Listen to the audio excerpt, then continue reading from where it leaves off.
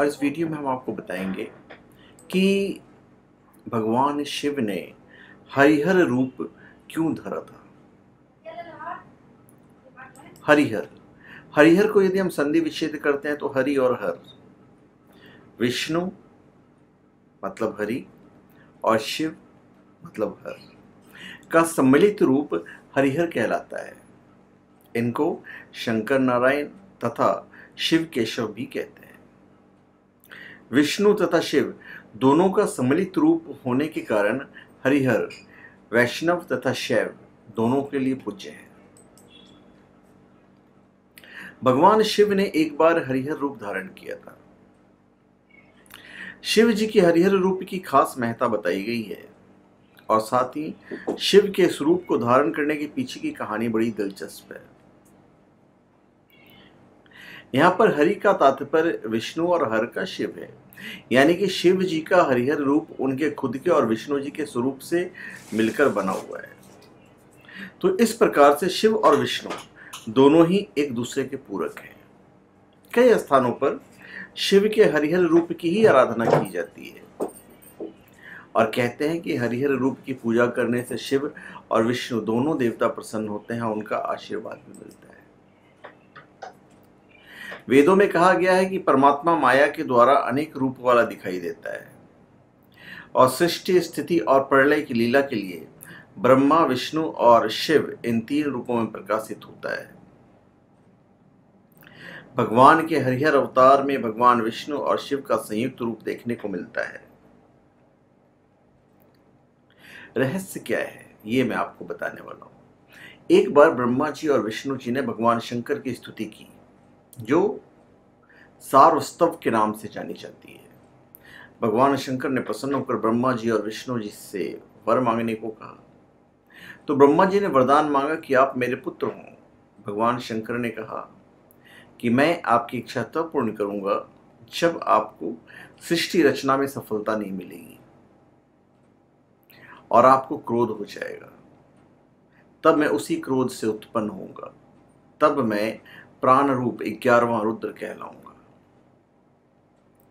भगवान विष्णु ने अपने लिए वरदान में केवल भक्ति मांगी।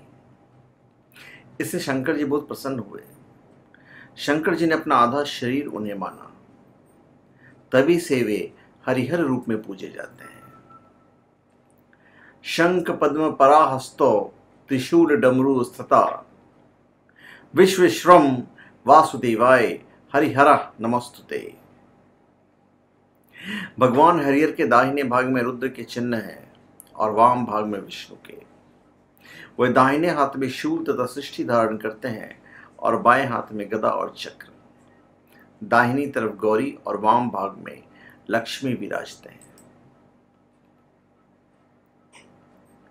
भगवान शिव के हरिहर रूप के बारे में स्कंद पुराण में भी उल्लेख मिलता है। इसे लेकर एक कथा प्रचलित है। इसके मुताबिक एक बार शिव और विष्णु के भक्त आपस में लड़ने लगे। उनकी लड़ाई की वजह शिव और विष्णु की श्रेष्ठता को लेकर थी। शिव भक्तों का मानना था कि भोले बाबा के पास ज्यादा शक्तियां हैं और वो इस ब्रह्मांड में सर्वशक्तिमान है। दूसरी तरफ विष्णु भक्त हरि को ही सर्वशक्तिशाली मान रहे थे। तो शिव और विष्णु के भक्तों में इस पर विवाद बढ़ता ही गया। शिव और विष्णु जी के भक्त इस विवाद को लेकर शंकर जी के पास गए। शंकर जी को यह विवाद बेतुका लगा। शिव जी ने इन भक्तों को सत्य का ज्ञान कराना चाहते थे। तो शिव ने सोचा कि भक्तों में देवतागण को लेकर ऐसा कोई विवाद नहीं होना चाहिए। इस पर शिव जी ने हरिहर रूप धारण किया। इस रूप में आधे शिव तो आधे विष्णु जी थे। इसे देखकर जो भक्तगण थे वो हैरान रह गए। भक्तों को समझ में आ गया कि शिव और विष्णु में अपनी शक्ति को लेकर कभी विवाद नहीं होगा और देवतागण एक दूसरे के पूरक हैं। तो पुराणों में यह कहा गया है कि शिव और विष्णु एक दूसरे की अंतरात्मा हैं और निरंतर एक दूसरे की पूजा, स्तुति और उपासना में संलग्न रहते हैं। शिवस्य हृदय विष्णु विष्णुश्च हृदय शिव।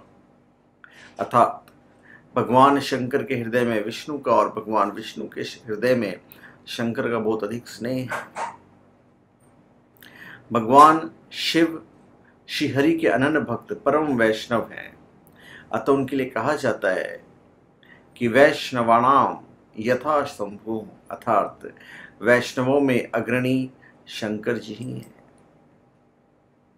कई विद्वान शिव और विष्णु को अलग मानते हैं। 2500 साल पहले शिव को मानने वाले को अपना अलग पंथ शैव बना लिया था, तो विष्णु में आस्था रखने वालों ने वैष्णव पंथ, किंतु शिव और विष्णु अलग होकर भी एक ही हैं। विष्णु पुराण में विष्णु को ही शिव कहा गया है, तो शिव पुराण के अनुसार शिव के 1000 नामों में से एक है विष्णु। शिव विष्णु की लीलाओं से मुग्ध रहते हैं और हनुमान के रूप में उनकी आराधना करते हैं। विष्णु अपने रूपों से शिवलिंग की स्थापनाएं और पूजा करते हैं और दोनों में परस्पर मैत्री और आस्था भाव है, तो दोनों एक ही हैं। भगवान शिव ने श्रीहरि के चरणों से निकली गंगा को अपने जटाजूट में बांध लिया और गंगाधर कहलाए।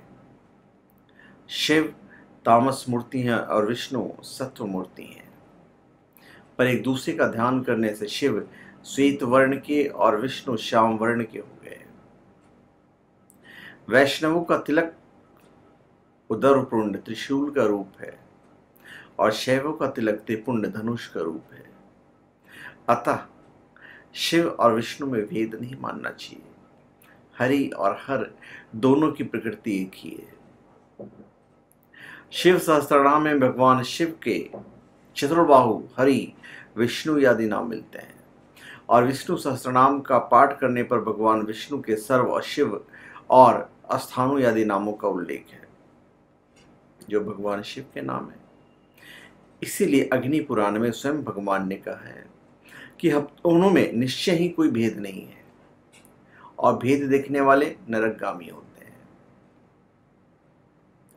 हिरण्यकश्यपु दैत्य का वध करने के लिए भगवान विष्णु ने नृसिंह का रूप धारण किया और जब वे आवेश में अत्युग्र हो गए तो भगवान शिव ने ही शर्भावतार लेकर शांत किया था।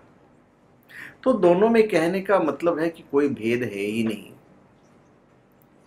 रामचरितमानस के लंका कांड में तो विष्णु रूप भगवान श्री राम ने शंकर जी से अपनी अभिन्नता बताते हुए स्पष्ट कर दिया है। शिवद्रोही मम दास कहावा, सो नर सपने मोहि न पावा। शंकर प्रिय मम द्रोही, शिवद्रोही मम दास। ते नर करहि कलप भरी घोर नरक महोपहास। ब्रह्म वैवर्त पुराण में भगवान श्री कृष्ण स्वयं शिव जी के प्रति अपने श्रद्धा भाव को व्यक्त करते हुए कहते हैं कि देव, मेरा आपसे बढ़कर कोई प्रिय नहीं है, आप मुझे अपनी आत्मा से भी अधिक प्यारे हैं। दोनों की मिलन की कथा भी है जो मैं आपको बताना चाहूंगा और मैं बताऊंगा। स्वयं विष्णु शिव को अपना भगवान कहते हैं, हालांकि दोनों के काम बटे हुए हैं। शिव प्रत्यक्ष रूप में किसी की आराधना नहीं करते, बल्कि सबसे मैत्री भाव रखते हैं। हाँ, वो शक्ति की आराधना जरूर करते हैं जो कि उन्हीं के भीतर समाई हुई है। तो शिव और विष्णु ने अपनी एक रूपता दर्शाने के लिए ही हरिहर रूप धरा था, जिसमें शरीर का एक हिस्सा विष्णु यानी हरि और दूसरा हिस्सा शिव यानी कि हर है। दोनों के मिलन की कथा हम आपको बताते हैं। एक बार बैकुंठ में श्रीहरि ने स्वप्न में शंकर जी को देखा तो निद्रा भंग होने पर वो लक्ष्मी जी सहित गरुड़ पर सवार होकर कैलाश जी की ओर चल दिए। इसी प्रकार कैलाश पर शंकर जी ने स्वप्न में श्रीहरि को देखा तो निद्रा भंग होने पर वे पार्वती सहित नंदी पर सवार बैकुंठ की तरफ चल दिए। मार्ग में श्रीहरि और शंकर जी की भेंट हो गई, दोनों हर्षपूर्वक गले मिले। फिर श्रीहरि शंकर जी से बैकुंठ चलने का आग्रह करने लगे और शंकर जी से विष्णु जी से कैलाश चलने का आग्रह करने लगे। बहुत देर तक दोनों एक दूसरे से यह प्रेमानुरोध करते रहे। इतने में देवऋषि जो नारद जी थे बिना बजाते हुए आते हैं और हरि गुण गाते वहां पधारते हैं। तब पार्वती जी ने नारद जी से इस समस्या का हल निकालने के लिए कहा। तो नारद जी कहते हैं कि मैं इसका क्या हल निकालूं, मुझे तो हरि और हर एक ही लगते हैं, जो वैकुंठ है वही कैलाश है। तो अंत में तय ये हुआ कि पार्वती जी जो कह दें वही ठीक है। पार्वती जी ने थोड़ा विचार करके कहा कि हे नारायण, आपके अलौकिक प्रेम को देखकर तो मुझे यही लगता है कि जो कैलाश है वही वैकुंठ है और जो वैकुंठ है वही कैलाश है। इनमें केवल नाम में ही भेद है। आपकी भार्याएं भी एक ही हैं, दो नहीं हैं। जो मैं हूं वही श्री लक्ष्मी है और जो श्री लक्ष्मी है वही मैं हूं। अब मेरी प्रार्थना है कि आप लोग दोनों ही अपने अपने लोक को पधारिए। श्री विष्णु यह समझे कि हम शिव रूप से वैकुंठ जा रहे हैं और महेश्वर यह माने कि हम विष्णु रूप में कैलाश गमन कर रहे हैं। पार्वती जी के वचनों को सुनकर दोनों देव हर्षित होकर अपने अपने धामों को लौट गए। तो विष्णु और शिव दोनों एक ही हैं और यही इनका हरिहर स्वरूप है। तो धन्यवाद, आप सबको हमारे चैनल पर स्वागत है। आप हमारे चैनल पर सब्सक्राइब करें और अपने कमेंट दीजिए। धन्यवाद।